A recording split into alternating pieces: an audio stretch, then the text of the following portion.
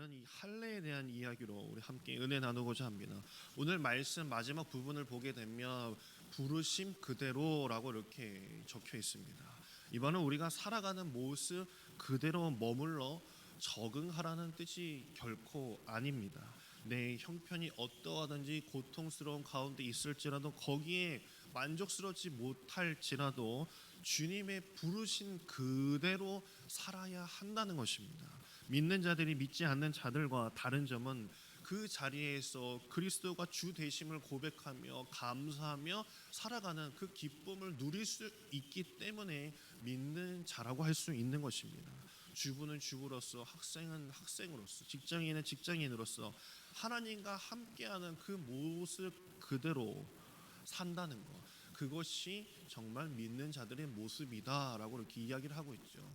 더욱더 오늘 말씀에 더 들어가서 보게 된다면 할례 받은 사람은 할례 받은 사람대로 살아가는 것이고, 할례 받지 않은 사람은 나중에 이방인으로서 예수를 믿는 사람들도 그 모습 그대로 살아도 족하다. 그것이 하나님께서 보시기에 아유 너는 부족해, 너는 안 돼, 탈락이야 라고 하는 것이 아니라 그 부르심 그대로 하나님께서는 기뻐하시고 구원받을 수 있다라는 말씀을 하시는 것이죠.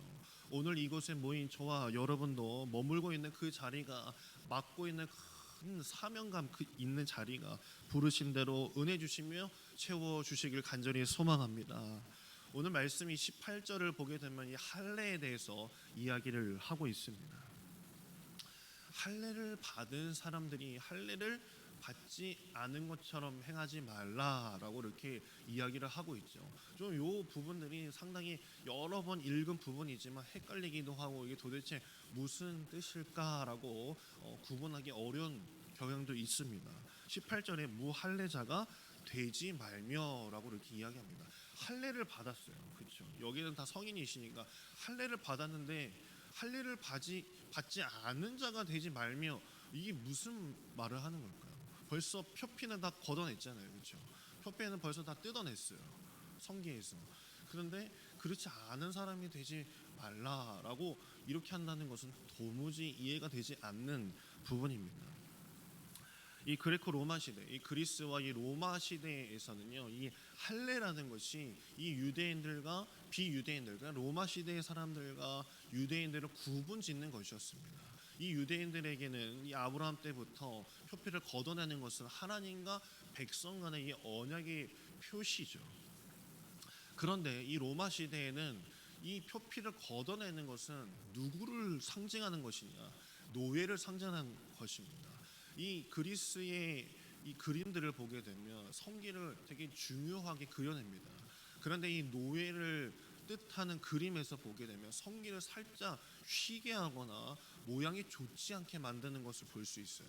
그것은 노예와 이 로마인의 지배 계급의 차이를 두고 하는 것입니다. 그렇기 때문에 이 2000년 전에 이 로마 시대에 남자들이 이제 활동하는 것이죠. 예를 들어서 뭐 클럽 활동, 뭐 우리가 이제 인맥을 쌓기 위해서 요즘 시대를 말한다면 로터리 클럽, 그리고 뭐 골프를 치면서 뭐 인맥을 쌓고 하는 그런 남자들의 이제 부류 형성, 인맥을 쌓는 그런 과정 중에 그들 사이에서는 2000년 당시에 사우나라는 이런 개념이 있었습니다.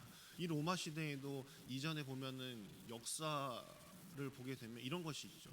이 사우나라는 것이 로마 시대의 도시에 보면 아주 형성이 잘 돼 있었습니다. 그 당시에 어떻게 끓는 물을 생성했을까요? 노예는 그 로마 도시 아래에서 끓는 물을 계속 생성해내는 거예요. 불 떼고. 그런 것이 로마 시대의 문화였습니다. 그리고 위의 도시에서는 귀족, 이 지배계급 남자들이 사우나를 하면서 아유 우리 형님 하면서 인맥을 쌓는 것이 가장 큰 인맥 쌓는 과정이었죠. 그런데 남자들이 사우나 들어갈 때 뭐 옷을 입고 들어가는 게 아니라 다 벗고 들어가게 되잖아요.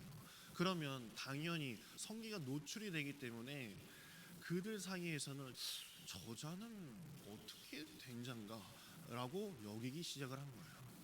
유대인들은 당연히 그곳에 가면 창피함을 얻을 것이고, 또한 이 유대인들과 이방인들 사이 할례 때문에 정쟁을 벌일 때 이 할례를 받지 않은 이방인들이 나도 신앙 때문에 할례를 받아야 되나 라는 생각을 가지기 시작하면서 할례를 했는데 막상 할례를 하고 보니 어떻게 될까요? 자신이 몸담고 있던 로마 시대의 그 불륜에 다시 들어가는 게 어렵게 되어져 버리는 것입니다. 그러니까 이 바울이 이야기하는 것이 바로 여기에 있는 것입니다. 요세푸스의 기록에 보게 되면은 할례를 받았던 유대인들이나 그 로마 시대에 할례를 받았던 이방인들이나 다시 할례를 받은 것처럼 성형을 했다라고 이렇게 이야기를 합니다. 구리 튜브를 자신의 성기에 끼우기도 하고 문신을 하기도 하면서 다시 무할례자가 되어 갔다라는 것이에요. 그렇기 때문에 바울이 무할례자가 되지 말고라고 하는 이 부분이 바로 여기서 비롯된 것이라는 것이죠. 이를 염두에 두고 사도 바울은 무할례자로서 살아가려고 하지 말고 할례 받은 사람은 할례 받은 자의 모습대로 그냥 살고 너희가 굳이 무할례자가 되려고 서까지 그것을 막 보이지 말라는 것도 부르신 그대로라는 말을 하고 있는 것입니다. 할례를 받았다는 것은 태어나면서부터 유대인이라는 표징이고 유대인의 자존심이었습니다. 그런데 할례를 숨기려 들었고 그 할례를 지우기까지 했다라는 것이죠. 지워버리는 모습은요, 내 욕심이 내가 누군가에게 난 이 정도 하는 급이다 하는 모습, 나는 이 인맥을 쌓아야 되는 거기에 형성되어져 가야 하는 그 욕심이 주님을, 내가 하나님과의 그 언약을 지워버리려고 하는 모습과 같았다라는 것입니다. 할례를 가진 자들도 그런 모습을 보이는 판국에 그 할례가 도대체 뭐가 중요하길래 이런 거 가지고 정쟁을 벌이지 말고 해야 돼 말아야 돼 라는 말을 입 밖에 내지 말라라는 바울의 뜻이 있는 것입니다. 할례 받은 사람도 이거 지우려고 하는 판국에 그것 때문에 왜 이렇게들 싸우고 있느냐, 그것이 중요한 것이 아니지 않느냐라고 말하는 것이죠. 내 몸에 표시된 것이 겉으로 또 성경 지키고 교회에 들어가는 그 모습들이 내 신앙을 증명해내려고 하지 말라는 것이에요. 내가 신앙생활을 하면서 나는 누구야, 나는 권사야, 나는 장로야, 나는 목사야 라고 하면서 표시내려고 하는 것이 아니라 정말 내가 하나님의 말씀으로 잘 살아내려고 하는 사람인지를 잘 살펴야 된다는 것입니다. 하나님의 말씀을 따라 살아가는 것이 중요하고 하나님이 원하시는 삶을 살아가는 것이 중요하다라고 꼬집어서 이야기합니다. 그리스도인은 결코 편안한 삶을 사는 것이 아니라 놀랍게도 우리는 순종할 때 행복한 사람이 되어야 된다라는 것입니다. 내 몸의 표시를 통하여서 내가 기쁨을 얻고 행복하며 그것이 내가 하나님 앞에서 신앙을 나타내는 것이 아니라 내가 주님의 말씀을 가지고 넉넉히 살아가는 것, 그것이 정말 믿는 자들의 모습이라는 것이죠. 신명기 30장 6절을 보게 되면 모세가 이런 말씀을 합니다. 내 하나님의 여호와께서 내 마음과 내 자손의 마음의 할례를 베푸사라고 이렇게 이야기하고 있죠. 어쩌면 모세는요 미리 예견했을지 몰라요. 그 옛날에도 예견했을지 모릅니다.